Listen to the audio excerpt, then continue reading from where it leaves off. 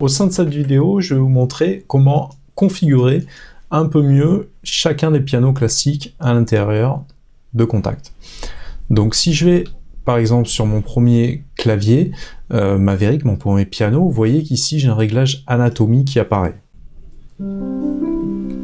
Donc je vais pouvoir venir agir encore une fois sur le tone et le lead, l'ouverture de mon piano, mais également sur un effet résonance par exemple, qui pourrait correspondre à l'ajout d'une pédale par exemple, qui pourrait rajouter des effets. Ça permettrait de rajouter un peu plus d'expressivité, parce que bien souvent on joue du piano sur des claviers maîtres et on n'a pas l'expressivité qu'on pourrait avoir, la musicalité qu'on pourrait avoir sur un vieil piano lourd qui permettrait un jeu pianistique beaucoup plus élaboré. Donc là on peut venir contrôler, vous voyez, la largeur dynamique l'expressivité du clavier, et donc plus vous allez le descendre vers le bas, plus ça vous permet d'avoir un jeu vraiment pianistique très élaboré et que vous pourrez vraiment atténuer si jamais vous avez un clavier maître et que vous êtes un peu plus limité sur l'expressivité de votre jeu pianistique.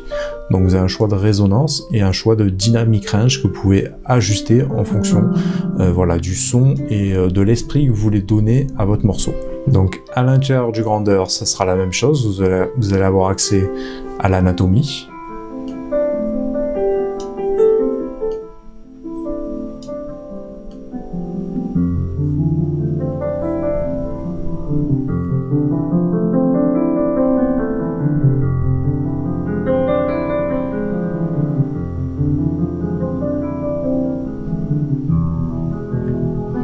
Donc l'effet de la pédale peut être ajouté encore une fois, c'est-à-dire ajouter une petite résonance qui va être agréable à l'oreille, et ça va correspondre au fait d'appuyer sur la pédale qui va empêcher la note donc de résonner. Donc ça va libérer cela et ça va faire un effet un peu...